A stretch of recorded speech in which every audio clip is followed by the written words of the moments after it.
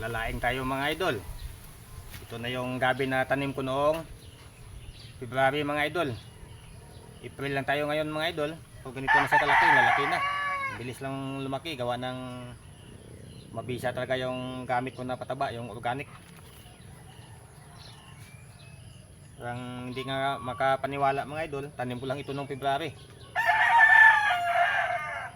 Ito yung paraan ko sa pagtanim ng gabi mga idol, sa paglalaing. Yung gabi mga idol, para maiwasan natin na kumati ang ating natanim na gabi na panlaing. Ang iba kasi mga idol, ito lang kinukuha, yung tangkay lang mga idol. Kapag palagi natin ginagawa yung mga idol, yung ating tanim na gabi, hindi magtagal yung mga idol, kakatiyan. Gawa ng ayaw ng gabi na ginagalaw ng madalas. Kaya yung technique ko sa mga idol, sa pag ako yung naglalaing ng gabi, binubunot ko pati yung sinasama ko na sa paglaing ng mga idol, pati yung laman. Tapos magtatanim ulit ako ng bago, yung mga bago niyang suhi mga idol, yun ang tinatanim ko ulit. So yung una kong tanim mga idol, tulad nito, tinatanggal ko lahat yan mga idol, yung pati laman niya. Sa paraan na yan mga idol, may iwasan natin na kakati yung ating mga tanim na gabi.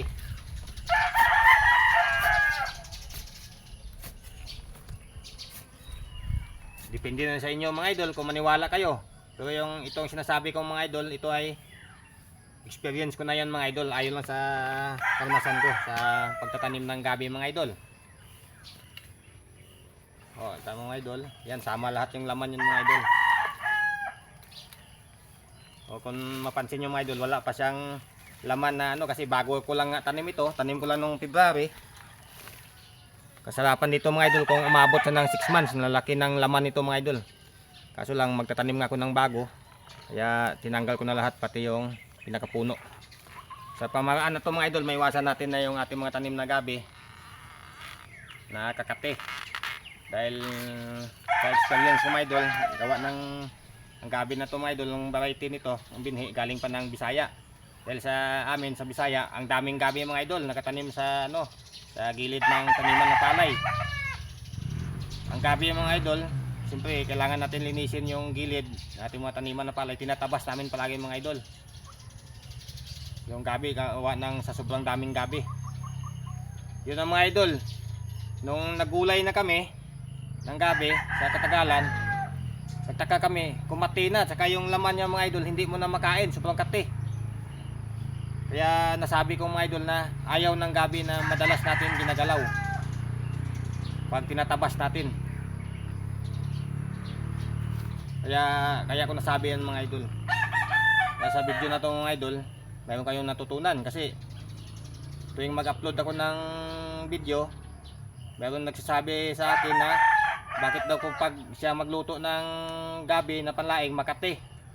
Yan mga idol ay depende yan sa variety ng gabi na ating tinatanim. Ay katulad nito mga idol, pag malaking laman nito, ang sarap ng laman nito, saka malagkit.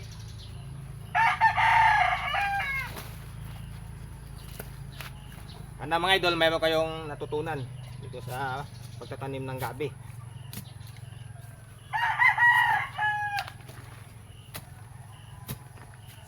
Sa na to mga idol, ang variety ng gabi nito ay dala ko pa talaga to galing Bisaya. Ito masabi ko sa inyo mga idol na napakasarap ng laman nito mga idol, malagkit. Oh. Kalahin mo, February ko lang tinanim ito, ganito na sa kalaki. Oh, saka mapansin yung kanyang pinakapaklang mga idol. Oh, ito. May guhit-guhit yun mga idol. Ang tawag nito sa amin sa Bisaya ay binahi na berde. Dalawang klase ito mga idol. Yung isa, binahi na pula. Ang dala ko nito dati mga idol, galing Bisaya, 7 variety ito mga idol. Ito na lang naiwan, itong 2 variety na to.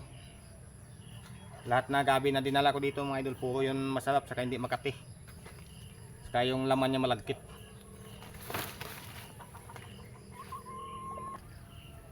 Yan, ito na mga idol yung ating harvest na gabi na ating gagawin na laing.